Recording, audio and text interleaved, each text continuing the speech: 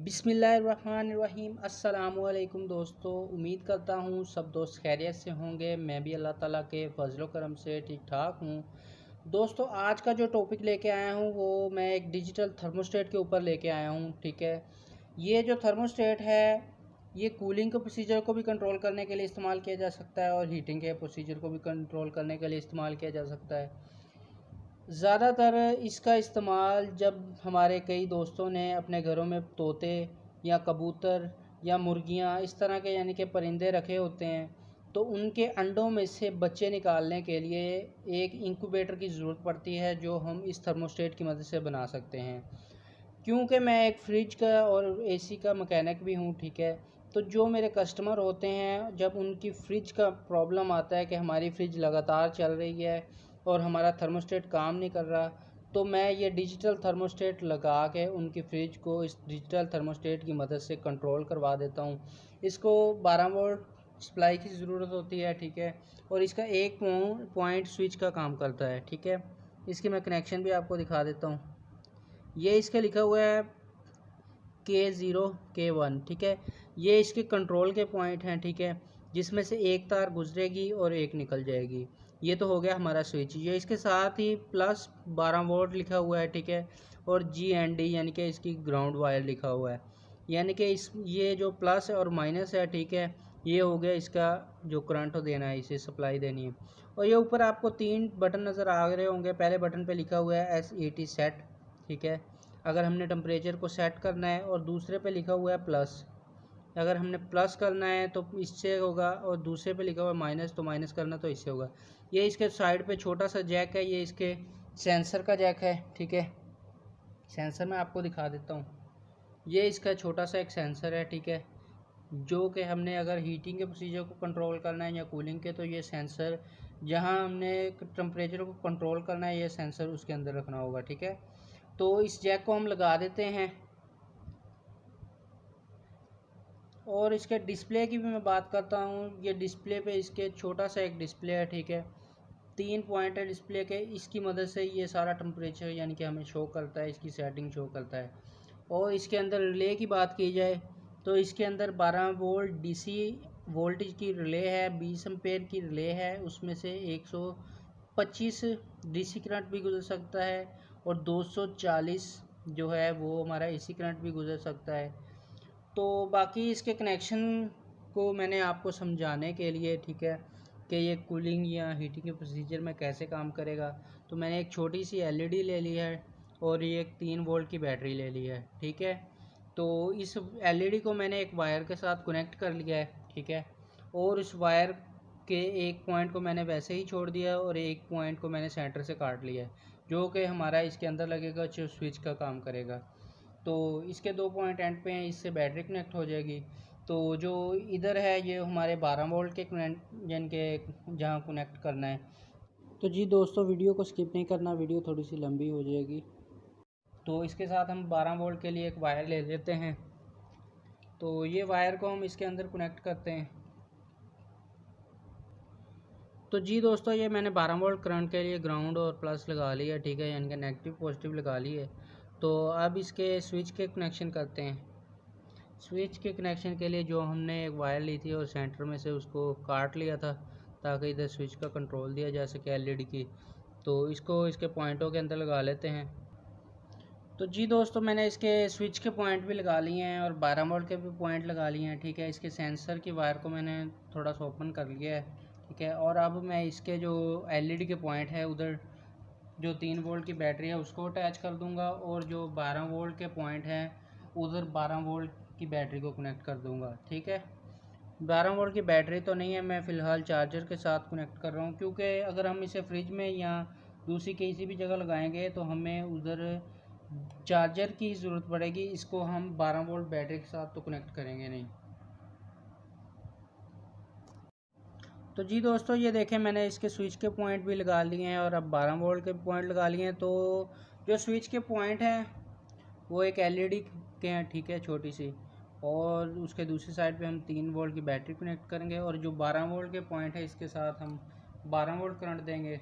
तो चले इसको करंट दे लेते हैं, उसके बाद इसका सारा टोटल आपको इनके समझाते हैं कि इसको कंट्रोल कैसे करना है। तो जी दोस्तों, मैंने इसे 12 वोल्ट सप्लाई भी दे ली है, ठीक है।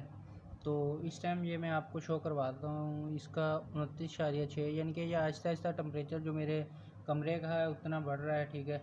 तो ये इसका सेंसर है, मैंने साथ ही कुछ 14 डिग्री सेंटीग्रेड का पानी का गिलास ले लिया है, ठीक है। तो ये देखिए अब इसका 30 डिग्री सेंटीग्रेड हो गया है। तो अब क्या करते हैं कि इसको सेट कर लेते हैं।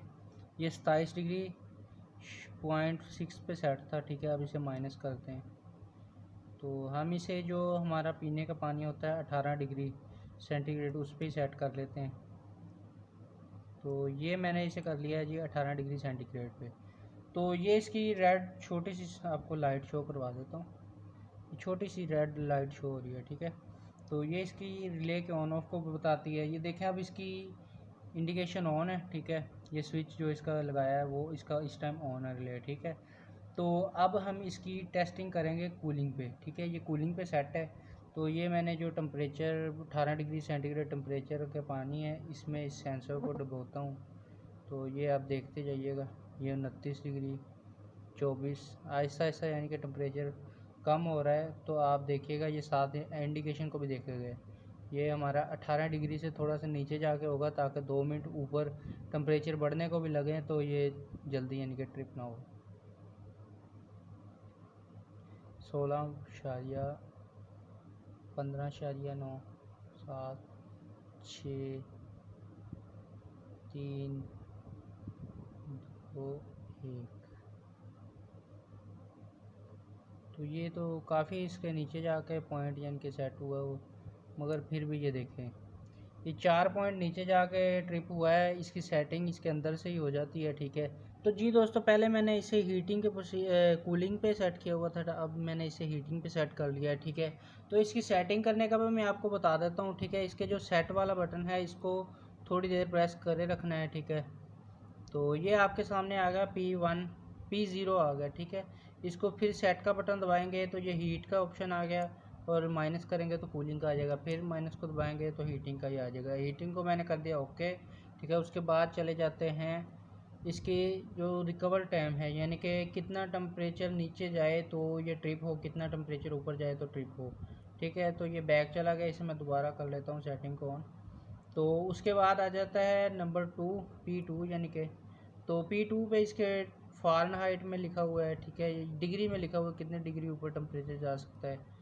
तो ये बैक चला जाता है फ़ौरन, तो मैं इसे दोबारा करता हूँ। P3 में भी आपको जल्दी जल्दी बता देता हूँ कि ये -45 डिग्री तक सेट किया गया है, ठीक है। उसके बाद चले जाते हैं P4 पे। तो ये भी जो टाइम है वो दिया गया है कि कितनी देर में इस ऑन होना चाहिए ऑफ होने के बाद। तो P5 पे चले जाते हैं, तो ये भी इसका रिकवर टाइम है यानी कि कूलिंग के टाइम पे।